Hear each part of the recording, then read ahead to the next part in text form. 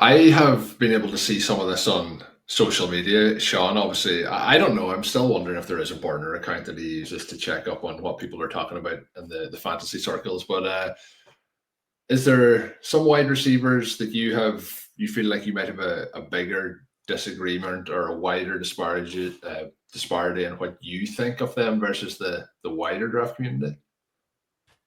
Yeah, it's probably all of them. Just all of them. That's what I like to hear. All of them is a good answer. Who's Listen, the biggest guy? I mean, there's got to be. It's really all of them, Shawn. This is like a criticism I'll have of myself is like I can get a little too negative when it comes to prospects. And like that's not great. You don't want to get too lost in the sauce of the negatives. Like upside is so much more important. Like landing spot can really change things. And, like obviously, no player is going to be perfect. Like the only perfect prospect I remember at the wide receiver position was Jamar Chase. Like every player is going to have their red flags, but once again, I'm very negative on this wide receiver class, except for Tet McMillan, who randomly is like just continues to fall. It's not the unanimous wide receiver one anymore. But I love him. I think he's, This is a terrible class though. It's okay. You agree with me? Nice. So, okay. I mean, I have had people push back because I don't know. Like, we'll point to the good players then if it's a good class. No, it's fun that is the answer. Sorry, I derailed you there. McMillan is so far above everybody that thank you. It's kind of like the Bowers thing where, I mean, it's not like Bowers. Bowers is basically the greatest prospect of all time, which is how we portrayed him. But McMillan, I mean, he's gapped from everybody else here. Well, this would be a good time to ask you, is Travis Hunter going to play receiver? And if he does that make a difference at the number one spot? We have no way of knowing. It's the most likely scenario is that it's going to be a cornerback working in on select packages as a wide receiver because that's so much easier than the reverse of that. Blah, blah, blah. I don't know. I don't care. I love him. He's one of my favorite players ever. The second he steps on a football field, I wouldn't doubt him becoming the NFL's new Shohei Ohtani because, the NFL is a game, that gets rewritten by the freaks, the outliers, the players you didn't see coming. And when you have a player who's done the impossible, you can't put any limit on their ceiling and their potential. And, maybe he's a full-time wide receiver. Top 10 wide receivers make about $10 million more per year than the top cornerbacks. So that's the NFL saying this position's a little more important, a little more impactful. And then you take a top 10 cornerback salary plus a top 10 wide receiver salary, that adds up to like quarterback money, like highest end quarterback money. And so like there is like, I would drool over that potential where it's just like, hey, maybe this guy is built different and he could do that to some degree. But yeah, most likely scenario, which isn't as important as the most impactful scenario, is probably he's not moving the needle for fantasy because he's not getting a 60% route share because he's doing, this other position. Or I don't know, Browns said they view him as a wide receiver first and foremost. I would have him up there with Tet McMillan if that is the case.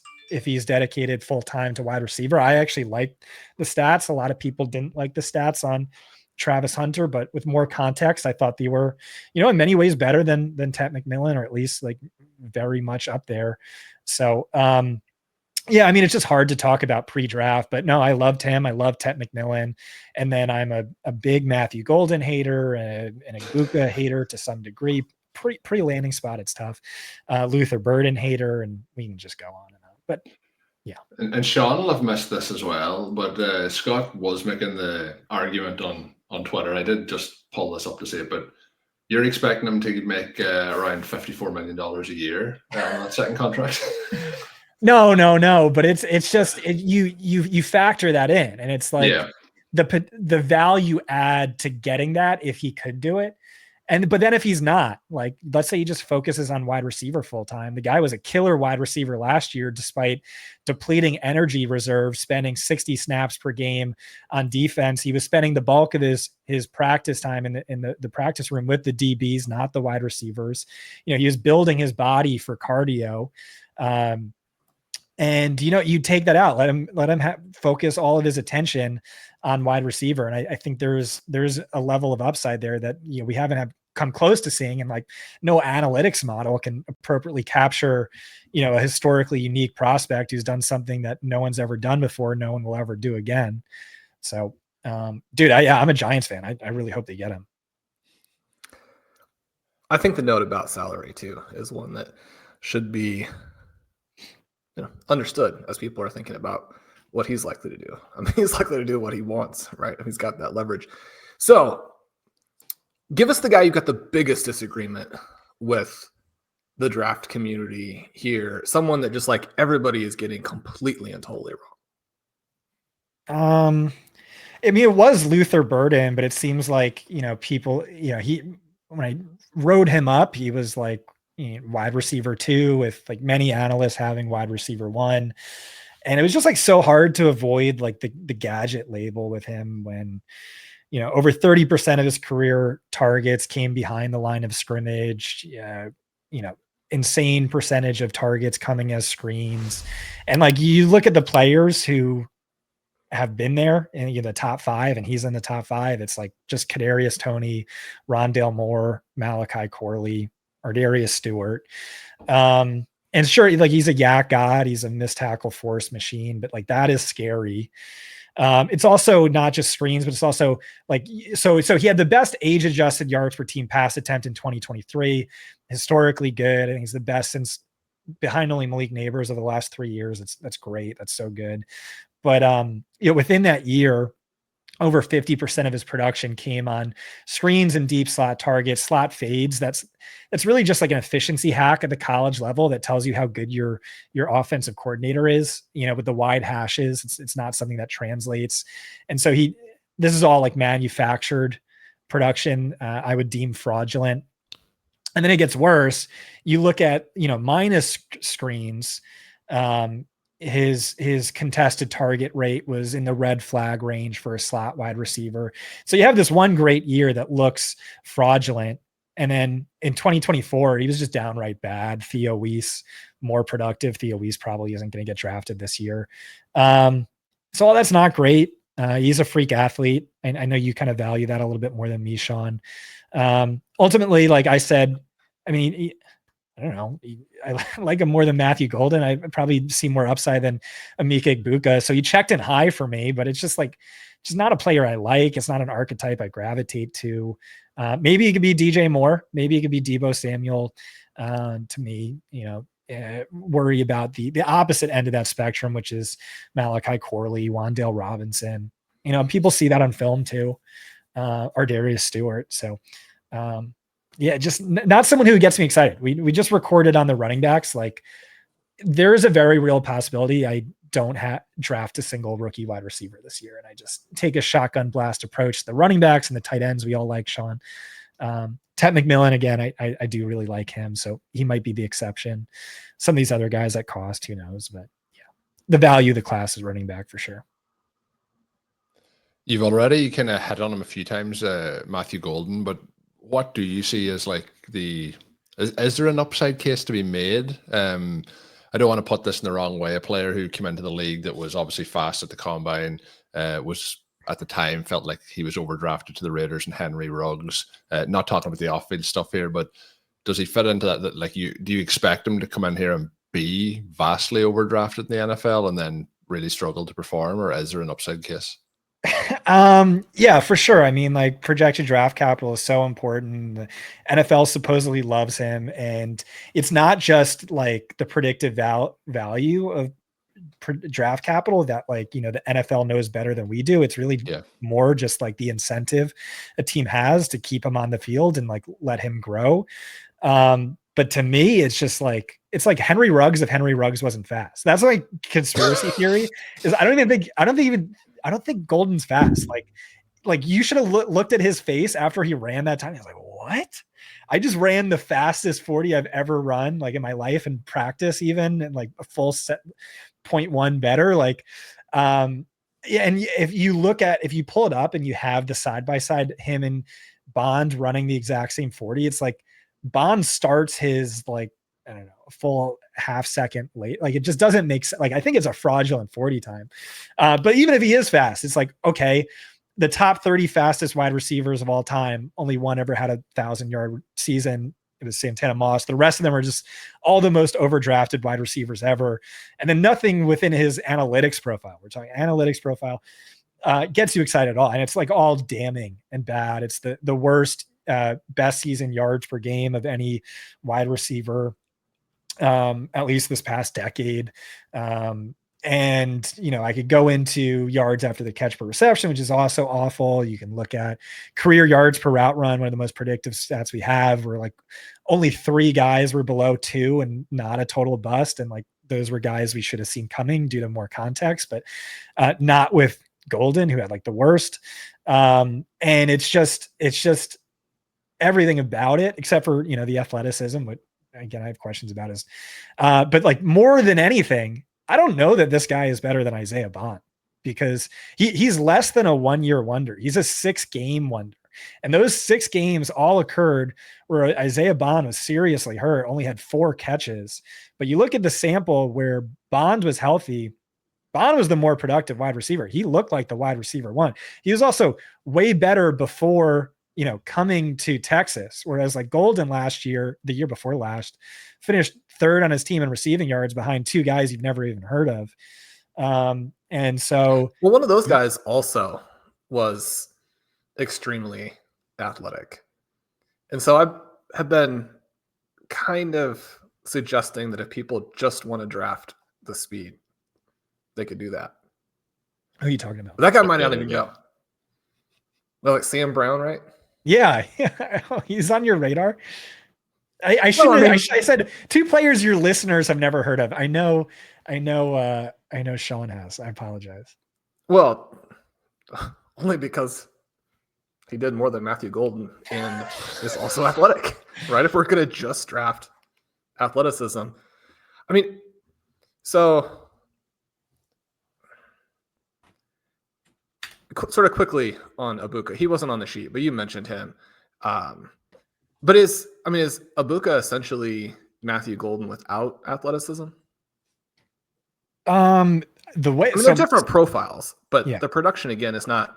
I'm assuming you don't like the production there. It was fine. I think my film expert over at Fantasy Points, Brett Whitefield, put it perfectly.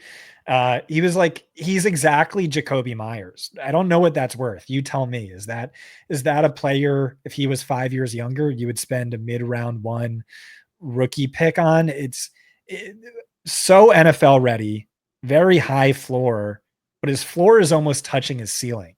You know, both from like a full season, a career, a per game perspective. It's just like really suspect ceiling. The stat I had was fewest career deep receiving yards per game of any round 1 or 2 wide receivers since Paris Campbell by percentage of total yards, you know, same thing. And, you know, a bunch of different ways to skew that, but basically there was no deep element to his game. He was always slot only, second fiddle on his own team. It was, you know, the best target competition in the class. There were plenty of perks, but that was my vibe. I will just say, like, upside is hard to gauge pre-draft, pre-landing spot. If he goes to Denver and Sean Payton's like, he is Michael Thomas role, if he invokes the term Joker, no, I might love this player, but pre-draft, it's just, I don't know. I'm an upside. I chase upside and just didn't get a sense of the upside with him. A lot of the film guys are saying the same thing. I do like that you've given us a being John Malkovich floor ceiling situation. That's pretty much perfect. That's good. I should rewrite that in my article. Jayden Higgins here. He's someone that I felt was like one of these guys who is interesting, but like maybe would have been more interesting a decade ago or 15 years ago. And then why is that? Expand on that. Well, these guys who have size, but may not be extraordinary in any particular area, feel like they just have less impact now. That may or may not be the case. But as I continue to dive into him, and he's continued to do things like show that he's actually extremely athletic, I was starting to think maybe that is the completely incorrect take. And this guy, maybe not McMillan, but might be, pretty close to the overall wide receiver one. Again, in a class that is weak. But I went from completely underwhelmed to extremely excited. Probably both of those takes are wrong. Where should we be on Higgins? Yeah, so I agree with what you're saying about kind of, 15 years ago versus the NFL today. I really liked him, especially he's kind of moved up a little bit, but yeah, so like a common comp is Drake London, and it's for Tet McMillan, and like that's so easy by the numbers. Maybe some film guys will disagree a little bit, but just height, weight, athleticism, elusiveness, production, etc. London was a better prospect, just he was younger with tougher target competition, but you like stack up those numbers and they're almost exactly the same. And then you do the exact same thing for Jayden Higgins, and it's like he fits perfectly right in there. The last 2 years, way more productive than Noel on the same team, while Noel had the benefit of the slot where yards are easier to come by, more screens and stuff like that, deep slot and all that. And so I really like Higgins more, but like he compared almost perfectly to you take the last 2 years to Tet McMillan, full career, Drake London, full career. You do have to adjust those down. This is where you get into like personnel adjusted yards per route run, expected yards per route run. He just played in a lot of 2 wide receiver sets where it's easier to gain yards and rack up targets. You adjust that, you take him down a few notches, but I don't know. He's one of the guys where I'm not mad at, where like industry consensus has, and I'm fine with wide receiver 6. I think that's great. He goes ahead of Tre Harris and ahead of Jack Betch. I like him considerably more than those two. So how about the other guy that I really want to like, but I'm scared of, and that would be Ayomanor. He seems like it could be anybody from N'Keal Harry to like a poor man's Justin Jefferson. So basically the biggest bust to like the biggest hit. I mean, he's probably not going to be either of those two things, but is this somebody who you get excited about? Yeah, I liked him. I had a hard time coming up with red flags. So this is our film guy's wide receiver too. And Brett Whitefield, he might have the best track record at wide receivers of anyone. I think that's his best position. And I think he'd say the same thing. A little bit of a shock, but like we do this show, Film versus Analytics, where like I enjoy going to war with him. And so like I wanted to, just tell him this is a stupid take, but he was someone who just like, the more I dug into his numbers, like he doesn't immediately flash at all, but the more you dig into the numbers, the more context, the more there is to like, and the more I dug into everyone else, the more I disliked, and I liked him comparatively. So wasn't totally mad at it. It's just, it was an awful team, awful offense that sophomore year was really, really good. And you have to keep in mind, he only played 1 full game of football across the previous 3 years. Junior year derailed by COVID, senior year high school, played 1 game and then got hurt. And then, was nursing that surgery or whatever, didn't play at all as a freshman, immediately stepped in, was pretty dominant by yardage market share. And a lot of those numbers you need to see from a player on a bad team. Awful quarterback play, no help with slot usage or screens. The next year he was good. I think the true freshman outshined him a little bit in the second half, but I just wasn't mad at it. And, again, this isn't a player I'm like going to pound the table to draft, or I'm excited. I think you stack him up against a running back, I might lean running back, but I kind of like it. And, again, I really trust Brett's opinion. So he's a wide receiver too, where it's like a really tight tier of like 5 guys after that. But I wasn't mad at that when I kind of wanted to be. That's cool to hear about Brett's opinion on it. I think that, he's the guy who seems like someone who could fall enough that he ends up being, even with all the good running backs, where you're like, I want to get that guy everywhere. I'm glad that these other receivers are pushing him down, even if there's some risk that the NFL ends up being right, or, a guy hits on the perfect situation with a QB, what have you. I wanted to move into this question of the slot receivers, because one of the things I have written about on the site a number of times is that we shouldn't simply be discounting the slot guys. There's a real path there. As you look at slot production to NFL slot production, as you look at NFL slot production in terms of what it can do for a fantasy receiver, you can really score a lot of points that way. And yet one of the things that you have brought to us in previous seasons, and then also already mentioned here with Burden, is this idea that not all slot production is the same, and that there are ways to, create some production hacks that might point us in the wrong direction. I mean, I like their production. I think that if you have a good coordinator, that is great because you've maximized that. But certainly, if there are some big differences here in terms of what the slot guys, because the slot guys are kind of interesting in this group, right? In order to really like this class at all, I think you've got to like some of the slot guys. So then I guess that's my question for you. How does the slot production differ on the guys who are trendy? And do any of these guys then stand up as being people who could be an Amon-Ra or whomever your favorite slot receiver is at the NFL level? Are any of these guys going to translate? Yeah. So again, my model devalues slot production.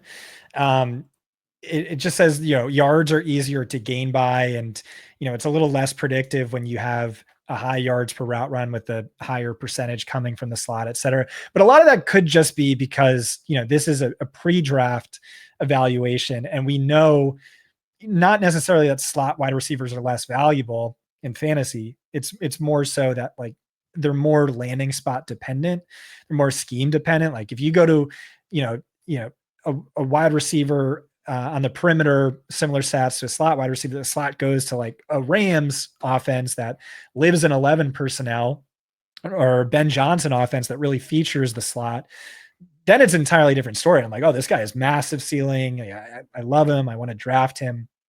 So it is tricky when we're talking right now, pre-hindsight, pre-draft, pre-landing spot. But within that, I mean, who are the slot wide receivers you're getting excited about? I kind of just dumped all over Igbuka, who has no vertical element to his game. Burden, potentially fraudulent.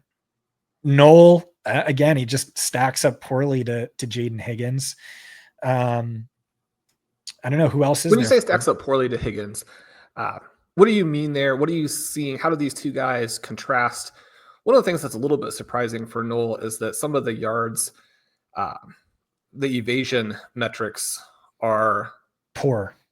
They're not great for someone who, when you watch him, you're like, that dude seems electric. And then obviously he goes to the combine. It's like, well, he's plenty athletic, but it doesn't necessarily show up in some of the numbers that you're hoping you would have gotten from him in college. Yeah. So it's just last 2 years, Jayden Higgins, 2.8 yards per route run, Jaylin Noel, 2.59. And then Noel was, almost entirely in the slot. Higgins almost entirely out wide, a lot less screens. Higgins was randomly the more elusive. Noel forced only 7 missed tackles the last 2 years, which is really low for a slot wide receiver. Worst in the class at any position in missed tackles forced per catch, minus screens the last 2 years.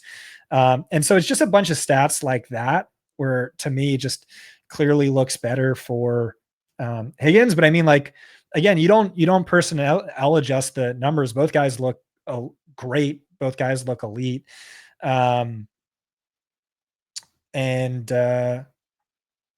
Despite really bad quarterback play, one thing I did like to see with Noel was really high yards per route run 2 years ago, when he had a 7 ADOT. So he was smashing in the short to underneath. And then last year his ADOT jumped considerably. I think almost doubled, and yards per route run is even better. So he has maybe the potential to be a two-way player inside and outside of the NFL, or even if he's just a slot, he has that maybe a little bit of the Tyler Lockett, T.Y. Hilton to his game. But just 1v1, the things I care about, my model values, it was a clear lean to Jayden Higgins. But he does have athleticism. I know that's really important to you, but I kind of just I don't really care about for wide receivers. Yeah, well, we know that the receiver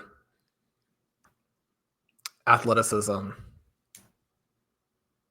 I mean, frankly, it often points in exactly the wrong direction.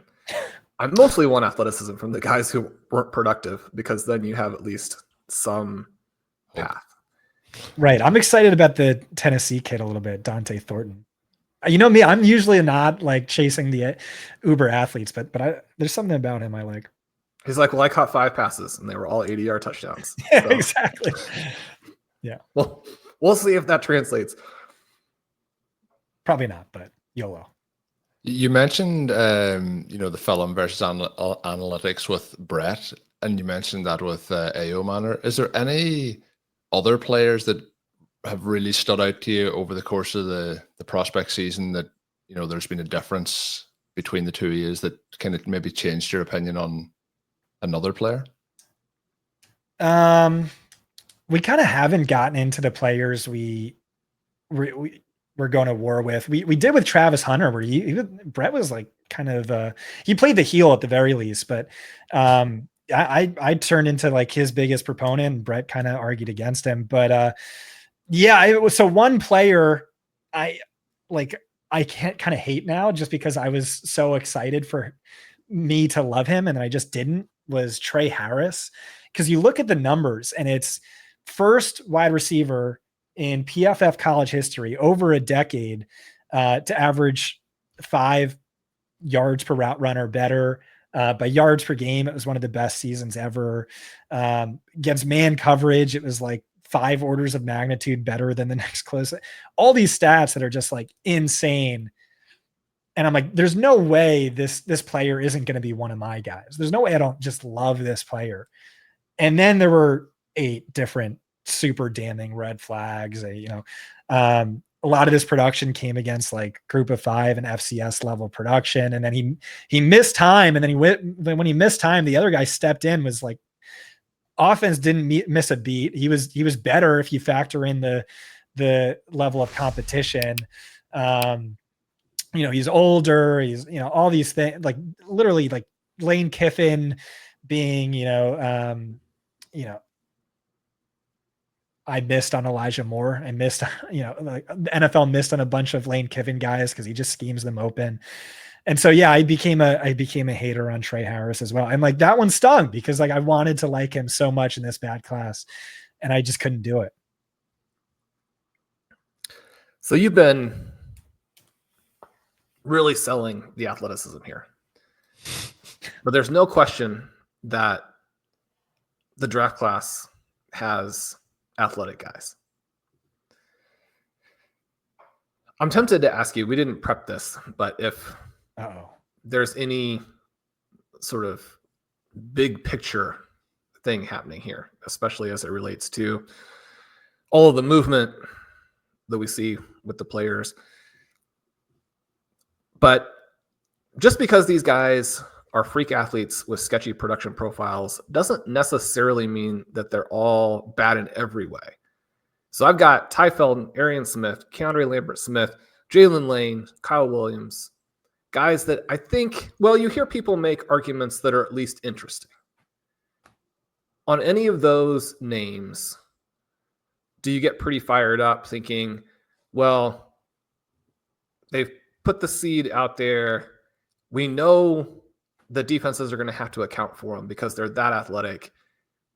Again, landing spot's going to matter, but any of these guys really jump out to you? No, I didn't deem any of them worthy of being written up in my article, which will be about, 10 or so guys. Kyle Williams, I guess, is the most interesting just because like the film analysts love him. You do see a little bit of that in the stats. I think he led the FBS in yards per route run against man coverage last year, but even then, fifth year guy, right? And everything coming last year. It was rough. I haven't written him up. I collected notes on it.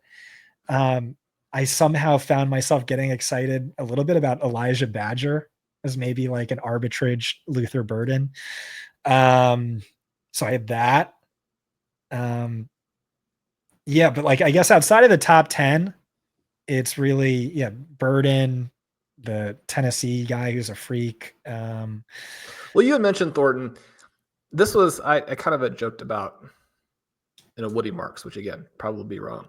But Thornton was the guy that even with like 90 write-ups, I just really didn't even want to put him into our rookie guide. But this is the guy you're saying has got you a little bit interested. It's just when you have that height, weight, and speed, like that's worth gambling on. Where you know, I talked about like the top 30 fastest wide receivers in combine history. All of them sucked except for like one guy, right? But you know, you look at this, you know, 6'4" wide receivers who are, you know, sub 4.35. Then you get like the best wide receivers ever, and then a bunch of guys who just suck. And so, like, I think that's worth gambling on. You have, you know, at the very least, you know, he led the league in yards per target and touchdowns per target, and I mean, like, I'm not buying into that too much. But you also hate Tennessee. I do also hate Tennessee so much. Like, you should know, like, I was the world's biggest Jaylen hater, but it's like, we're talking about a guy who's going in round 4.